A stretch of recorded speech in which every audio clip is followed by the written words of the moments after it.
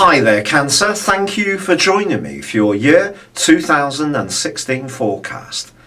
As you make your way into this new year, the backdrop, the solar return for your sign, is much less intense than it has been for some years, but particularly as far as close relationships are concerned, or even the way you interact with people at large.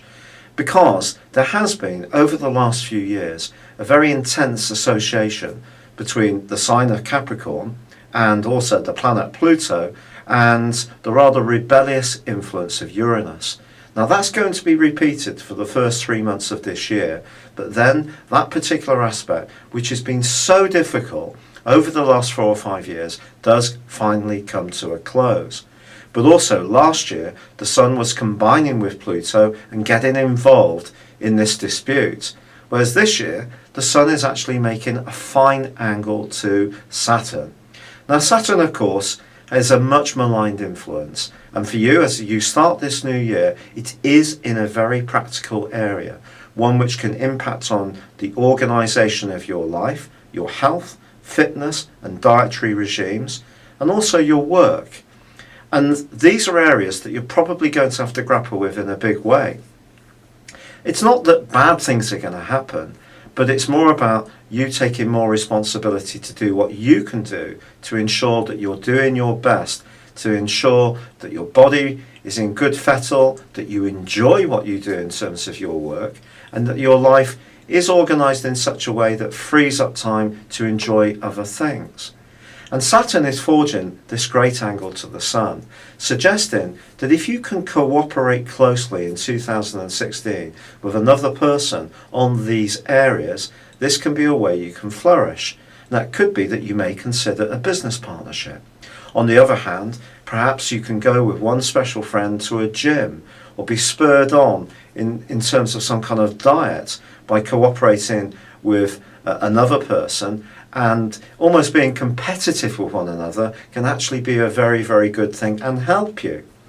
There's also the opportunity, as this year begins with Venus sparkling in the sign of Sagittarius too, to enjoy doing things that are different, to actually being a bit more giving and self-sacrificing to others is something that's proved a little bit of a challenge for you, especially in the last couple of months of 2015 because of a difficult square between Saturn and Neptune. Now that is going to come back later in the year, but as you begin this year, you just need to understand that there may be part of you that at times can almost overturn what you should do because you're more of a rebel than perhaps you recognise yourself. Perhaps you're resisting some of the things you should do to reorganise your world or your diet or your fitness approach, because really you want to do it as you've always done it. And keeping a sense of control can be a big part of a lot of Cancerian people's nature. So you can still gain from Uranus's influence this year, but it just may mean that when it comes to relationships, someone could be challenging you in the early parts of this year unless they feel that you're being cooperative and flexible in the way that they feel you should be. So that's something you can work with. But March is going to be a key time for you. A key time for us all, to be honest. Jupiter does go backwards in January, it's true, along with Mercury briefly for 3 weeks, but Jupiter's retrograde, the planet of fortune in your sector of everyday communications, goes backwards from the 9th of January through to the 9th of June, 9th of May, I beg your pardon. And during that period of time, it is going to be important not to be careless about what you say. And if you do make any pledges, that you back them up with firm action. However, in March, there is a solar eclipse. And this solar eclipse occurs in a wonderful part of your horoscope for widening your horizons, for exploring, for being much more aware about how you can bring new practices and approaches and even information into your life. So if you find yourself thinking about a higher education course or actually doing a job that involves being much more free-spirited and away from a settled base, it wouldn't be a surprise. This backdrop can last for the following 6 months.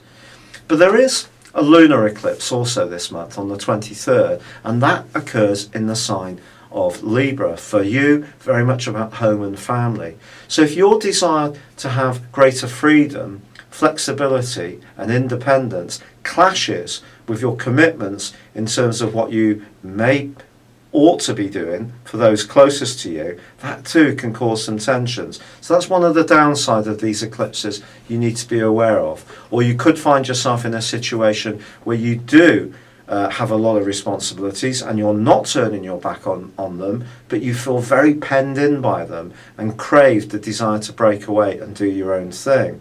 That can be the dynamic. Now also in March, Mars is going to move into Sagittarius. Now, that means it joins up in the same place as Saturn is.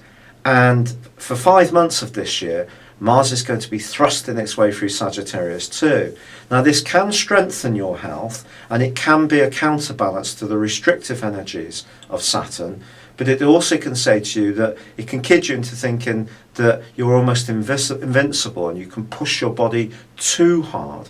So I go back to that thing about the need for organisation. It can be one of your best traits, but that doesn't mean to say that you can't learn new ways of organising yourself to adapt to the changing world we all live in, or perhaps your circumstances may alter as well.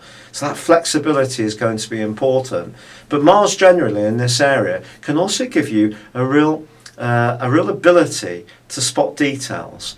But there could be frustrations at times. Mars actually is going to hop back into a very much more outgoing and sociable part of your horoscope for June and July. So great if you are wanting to engage with other people and be bubblier, but it goes back to that practical agenda for August and September. And in August, it is going to be clashing with Saturn, and that can cause a lot of frustrations or limitations if you overdo it and you don't get yourself that much more organised within this other desire to be much freer and not be limited by patterns. So you can see there's some real contra energies flowing around your situation.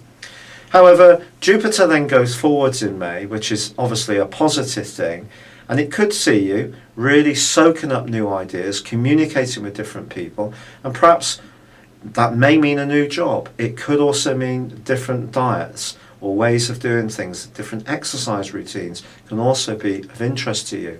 But from the end of May, there is a very difficult aspect which comes back into play, which was dominant in the last 2 months of last year. And that is a square between Neptune and Saturn. This is a really difficult one.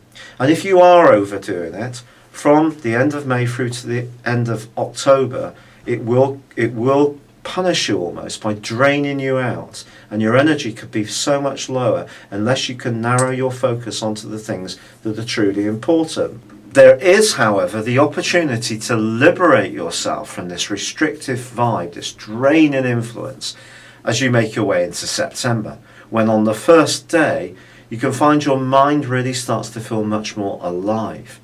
Now, Jupiter, which has been buzzing up your idea zone for the last year, is going to be making its way into a new home at the start of September, one which is much more to do with home, family, and emotional issues, and the growth can follow in the following 12 months there. But by the 16th, a lunar eclipse occurs in the sign of Pisces. So this basically reflects the solar eclipse which occurred in March. And this is really encouraging you to open up your world and be much more daring again. But how do you balance this when there is this potential for restriction with Saturn and also with Neptune? Well, I think it really is, as you make your way into October, about prioritization. The wonderful thing is that in October, Mars actually makes its way into a much more dynamic area for you. It is going to be, however, combining with Pluto, and there could be a situation you encounter where a big clash of personalities is possible, or your will may be tested around the situation. You may be absolutely driven to succeed and want to work very, very hard to show how competitive you can be. But it's going to be important not to alienate the people who can be good and supportive, even if they're not always the people you'd be friends with. It is vital, therefore, to try and keep dialogue going and not take too many fixed or dogmatic positions.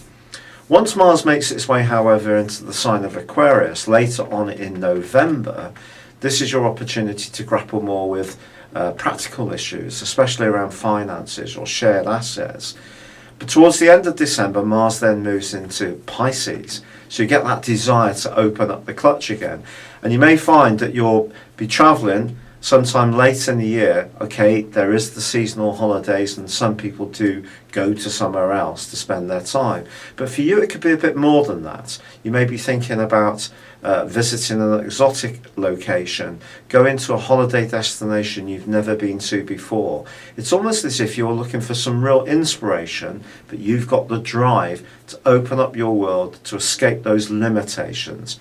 But with so much energy all this year on the sign of Sagittarius, it really is about making sure you're taking care of the absolute essentials in life and not getting too caught up in the things you really want to be happening, the excitement. If you get too imbalanced between one of these two spectrums or the other, that's going to be really the issue of this year. And as it comes to a close, and Mars combines with Neptune, be sure, especially over any contractual issues that you're dealing with, that you are speaking in a very authoritative, fair and honest way, because some information could get confused, which can actually distort your own reality as the curtain comes down on the year. It's been a real pleasure being with you, Cancer. Wishing you very good luck in 2016. Thanks for joining me and goodbye.